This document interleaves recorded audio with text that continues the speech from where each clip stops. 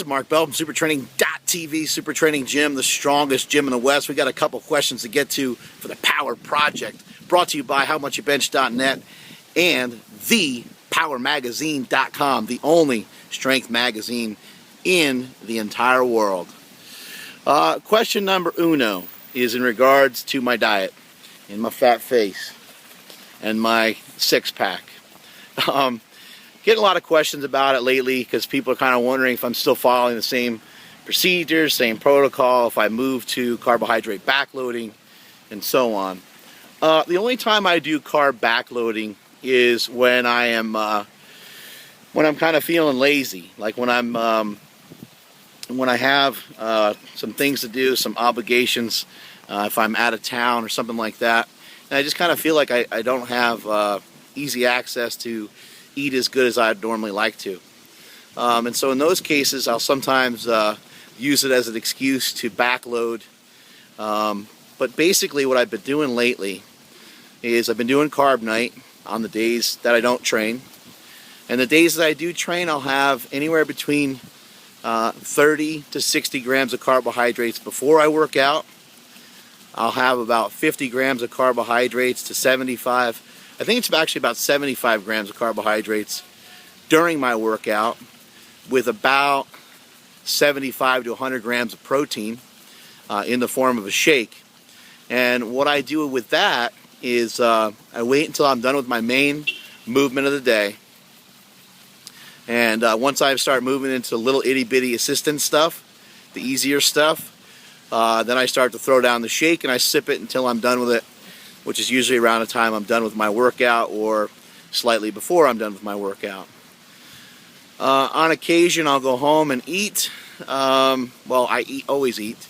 I go home, I have dinner, and a lot of times the dinner doesn't always have carbohydrates with it. Sometimes it does. Depends on how hard I trained.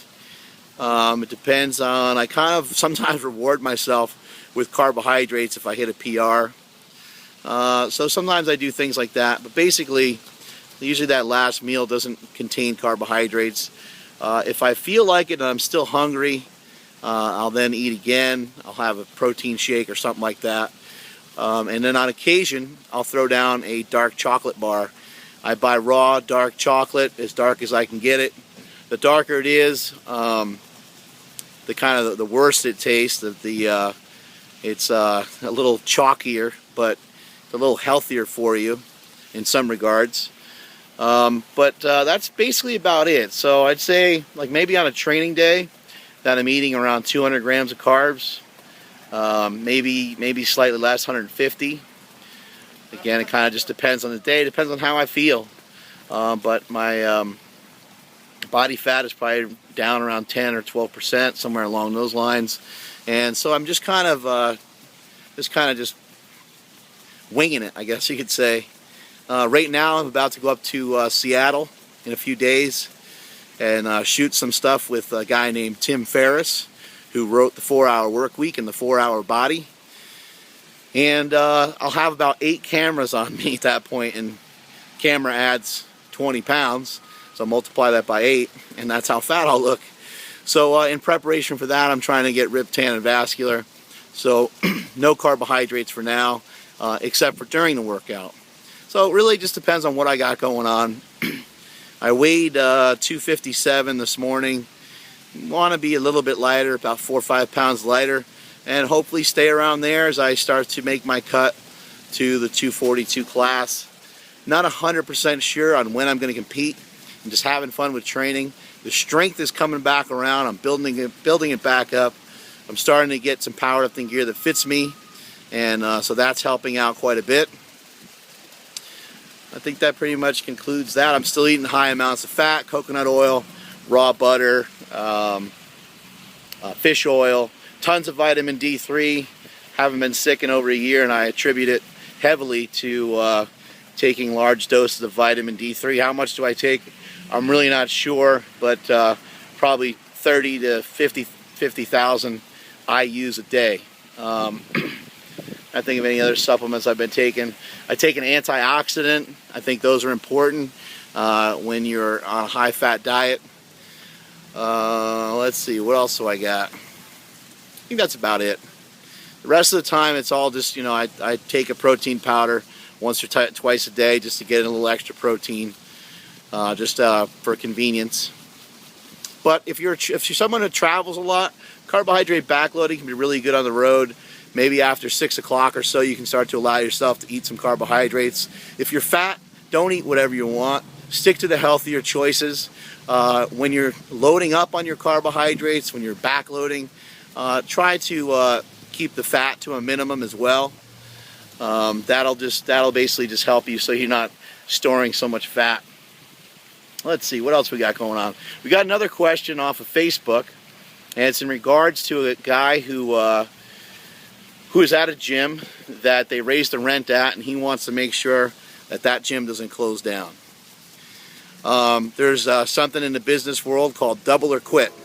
You double your efforts or you give up and move on to something else. So that would be the first order of business. The owners, the people that are involved in making that gym what it is today, need to step it up a notch. They need to put more time in. They need to work on retention. People are always trying to get people from outside the gym to come in the gym, which is nice. But retention is crucial. You already have people there. They're already paying customers. Make sure you're treating them well and make sure they continue to come through the door. Also, those people can be your greatest mouthpiece. So talk to them. Ask them to tweet and Facebook and whatever else, things about the gym. Speaking on those same lines, Twitter, Facebook, Instagram, all these things, the YouTubes, all these things are fantastic ways to promote. It's the way I've been able to promote myself, the people's coach, the people's champ. It's just a great way to be able to promote yourself, and it's free. It doesn't cost you anything. The problem with social media can sometimes be the fact that, in my case, I'm promoting myself to the world and not necessarily promoting myself locally. Sometimes people come into super training and they say, oh, I didn't even know this gym was here. As weird as that might sound to some of you people that are fans, the Power Project Army, that's the truth. That's what happens from time to time. So social media it up, double your efforts or quit. Try to get some trainers in there and have them help you pay the rent. You know, get in 5 trainers at $200 each. That's $1,000 a month. Raise their rent as they move along, and you'll have some extra money coming in. Most gyms need external ways to. They need other ways to bring in money other than just the membership itself. You got membership. You have trainers. You have classes. You have daycare. You have a lot of things that go on. They got some gyms sell supplements, some gyms sell products. So those are all things to think about and explore. If you're not advertising, that's okay, but try to run events. And the events that you have, you can help bring people into the gym with, with powerlifting meets. Fitness contests, you name it, whatever the hell it's going to be, or you could just throw a. Get someone like, is this guy writing me a ticket over here? The cop. I'm a little distracted, but you can throw some events and you can have people. You can bring people through the door and you can talk about the membership and talk to people about what makes your gym different. That's actually very crucial, very critical. Make sure that your gym is a little bit different than some of the other gyms out there. Whether your gym is hardcore or softcore or whatever, make sure people know what the difference is between your facility and the other ones out there. Hopefully that tip helps, and that is it from supertraining.tv. Later.